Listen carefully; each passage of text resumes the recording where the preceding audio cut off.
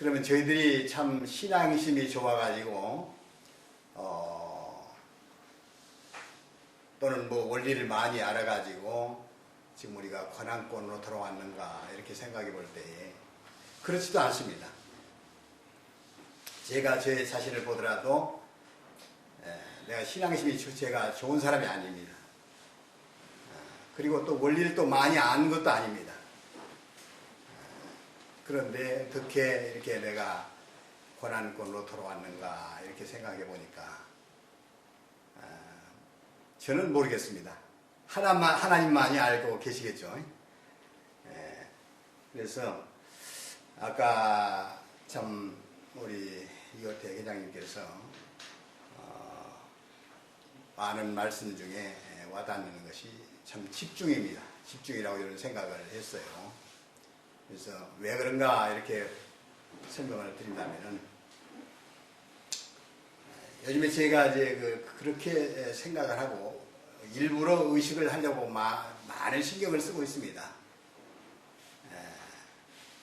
뭔가 좀 축복 가정으로서 또 권한권으로 돌아온 한 사람으로서 뭔가 이 시대에 좀 거룩한 아버지를 닮아야 되겠는데 어떻게 닮아볼까?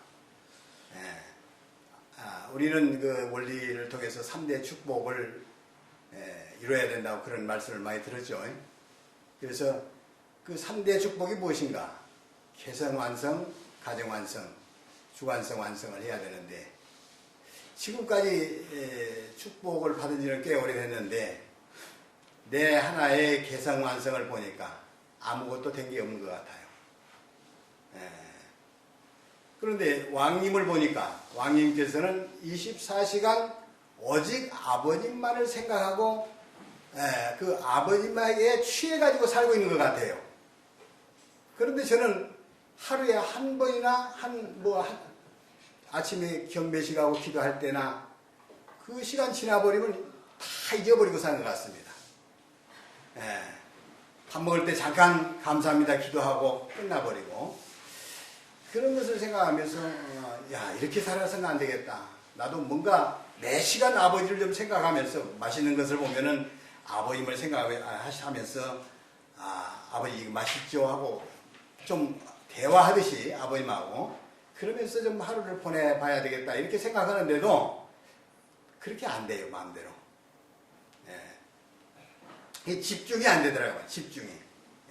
그래서 참 집중이라는 것이 저에게 있어서는 대단한 화두로 이제 다가오고 있고 그래서 의인이라는 것도 역시 또 화두를 이제 아까 또 던져주셨는데 의인이 도대체 뭔가 아무리 생각해봐도 저에게는 답이 이렇습니다. 죽을 각오로 살아라. 죽을 각오로.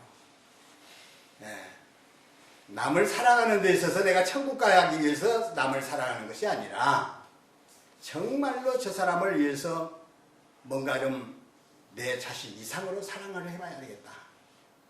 그게 의인이 아닌가.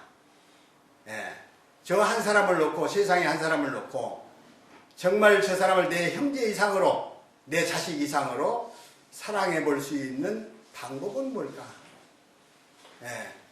이렇게 생각을 많이 해보고 삽니다. 매일 하루하루를 살면서도 어떻게 개성완성을 해볼 것인가? 말은 쉬운데 대단히 어렵습니다. 그러면은 이것을 누구한테 인정을 받아야 되는 것인가? 아버지한테 인정을 받아야 될 것인가? 그것도 아닌 것 같습니다. 아버지가 인정해서 내가 천국을 가는 것이 아니라 세상이 사탄이 나를 인정을 해줘야 된다고 저는 생각합니다. 아버님도 그런 말씀을 해주셨기 때문에 사탄의 공인을 받을 수 있는 내가 되기 위해서는 내가 인격자가 되지 않고서는 정말 하나님의 나라에 갈 수가 없을 것 같다. 그러니까 우리가 이제 섭리적으로 볼 때는 아버님 앞에 이거 해라 저거 해라 했을 때 신앙만 잘 또 따라 나가면은 천국 문 앞에는 데려다 준다고 생각합니다. 천국 문턱에다 데려다 놓는데 그 문을 열고 들어갈 수 있는 것은 내가 얼마만큼 인격이 성숙해 되어 있느냐.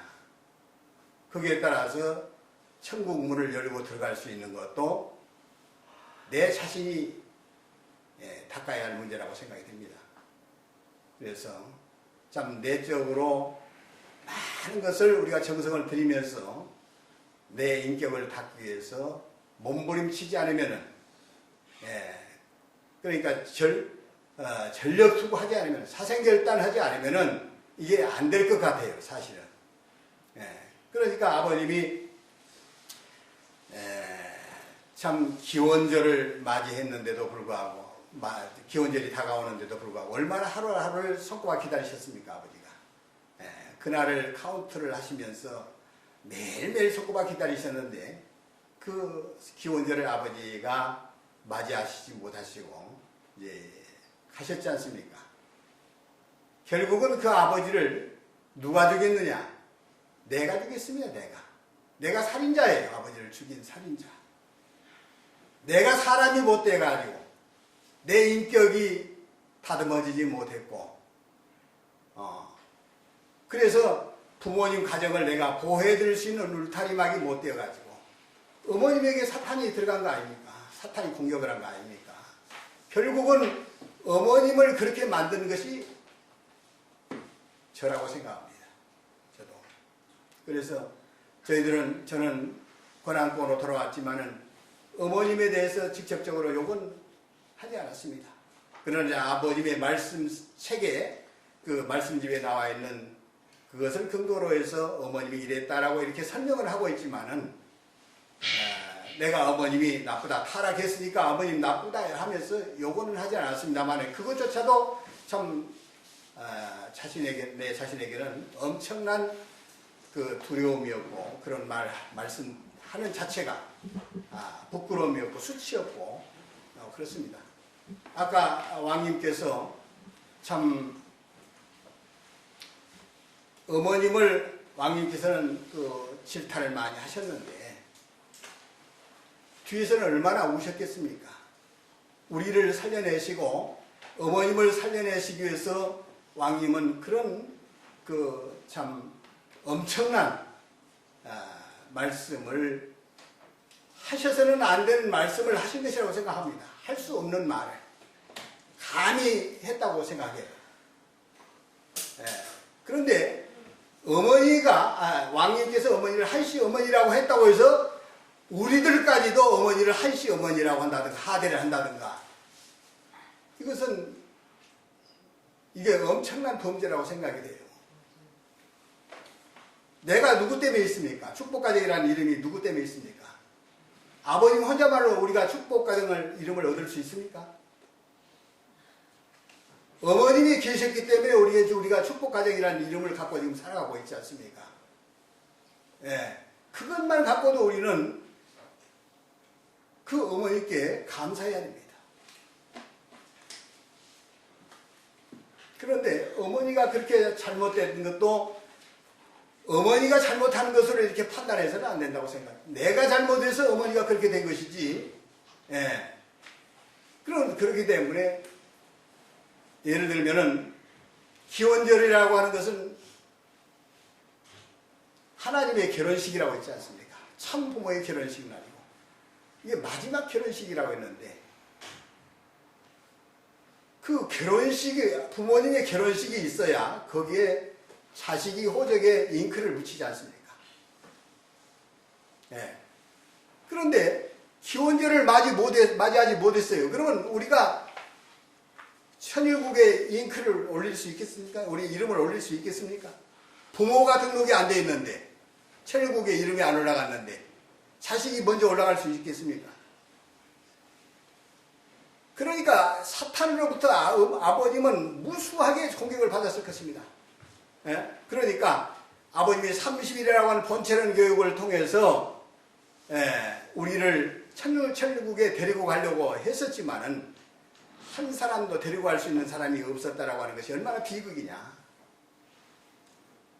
그랬을 때 사탄으로부터 얼마나 많은 공격을 받았을 것이냐, 아버님이 조롱을 받았을 것이냐. 당신이 참부모가 맞습니까?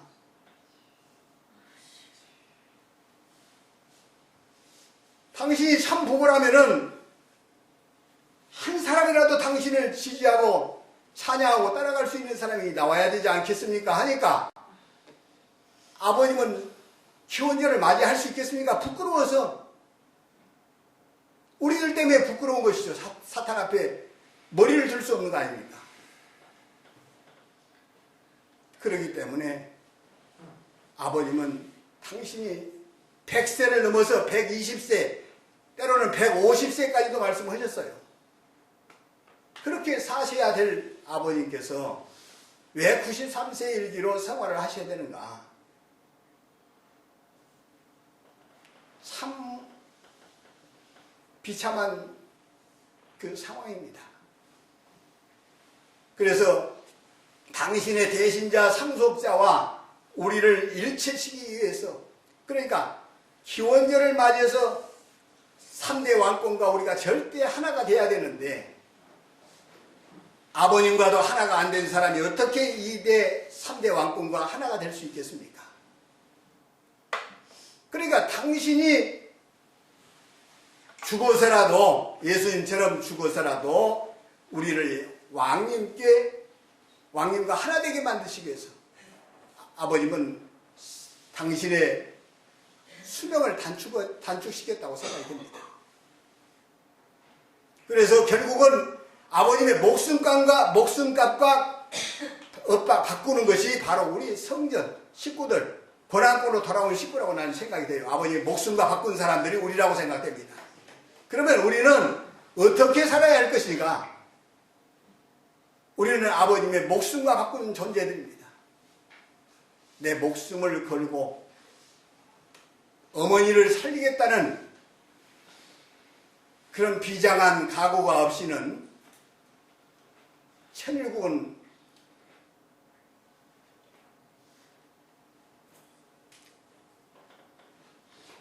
어렵다고 생각됩니다. 사실. 아주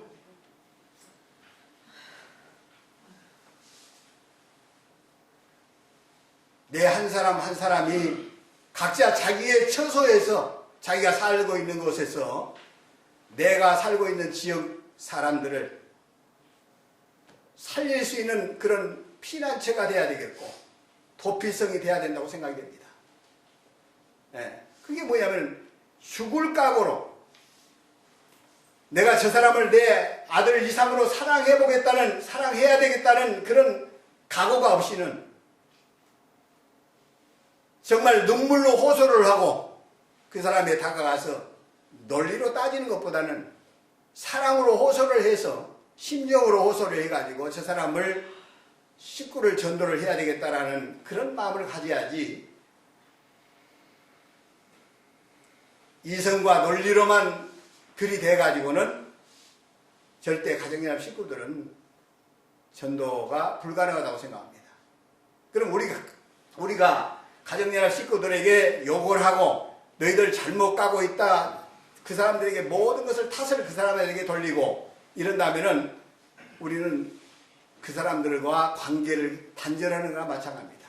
그 사람들이 오고 싶어도 못 와버려요. 우리가 그 사람들을 나쁘게 말을 하면 저 사람들은 우리에게 욕을 하게 되어 있습니다. 욕을 한 사람은 고난고로 돌아올 수가 없습니다. 우리가 그 사람들에게 우리를 욕하게 만들어서는 안 됩니다. 어떻게 자기가 침뱉은 곳에 돌아올 수 있겠습니까? 그러니까 우리는 어떻게 하든 식구들에게, 가정연합 식구들에게 사랑으로 호소를 해야지, 심정으로 호소를 해야지, 그런 이론과 어떤 논리와 뭐 이런 것만 가지고는, 이성만 가지고는 절대 그 사람들은 우리에게 다가오지 않는다고 생각합니다. 아주 저는 우리 이호태 회장님 너무나 존경합니다. 정말 우리가 가야 할 방향성을 제대로 이렇게 가르쳐 주시고 그러기 때문에 참 어느 곳에 의지할 곳이 없었습니다. 사실은 고난권으로 돌아오기는 왔는데 막연했고, 정말 어떻게 신앙을 해나가야 할 것인가, 참 힘들 때가 많았습니다. 그러나 이 회장님께서 여러 가지 유튜브를 통해서 많은 말씀을 이렇게 올려주시고 해가지고 참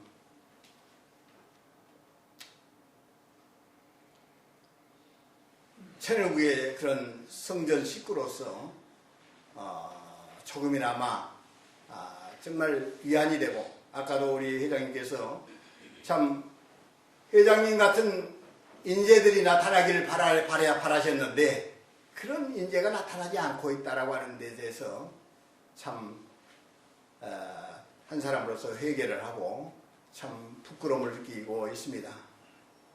그래서 이제부터라도 뭔가 좀 돌아가면은 공부도 해야 되겠고 뭔가 나를 다듬기 위한 수행을 좀 해야 되겠다, 그런 생각을 많이 해봤습니다.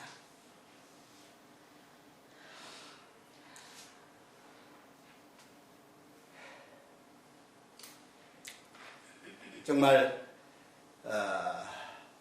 하늘 앞에 정말 자랑하고 싶은 그런 왕님으로서 우리를 자랑하고 싶은 그런 우리가 돼야 되지 않겠는가. 내가 아무것도 해놓은 건 없는데 나에게 복만 달라고 쫓아다니면은 얼마나 보기 싫겠습니까? 그렇다고 보기 싫다고 내쫓아버릴 수도 없는 그런 입장 아니겠습니까? 왕님께서 우리를 바라보실 때 스스로가 심정세계라고 하는 것은, 미래의 세계는 지금의 세계는 정의 시대입니다. 정의 시대. 이제 모자 시대를 지나서 부자 시대로 접어들면서 또 부자 시대를 넘어서서 이제는 형제 시대입니다. 그러니까 부자 시대는 부모 시대는 부모가 무조건 용서를 해줍니다. 부모는 용서해주지 않습니까? 자식이 잘못하면은. 그러나 형제 시대는 용서가 없다고 그랬습니다. 그대로 심판입니다. 그렇기 때문에 무서운 시대죠, 지금이. 그러니까 아버지가 하시는 것처럼 우리가 좀 잘못해도 용서해 주시겠지 하는 그런 관념을 가지고 신앙을 했다가는 자기 꾀에 자기가 넘어지게 되어 있습니다. 그래서 지금은 어느 때보다도 내 신앙을 준비하는 데 있어서의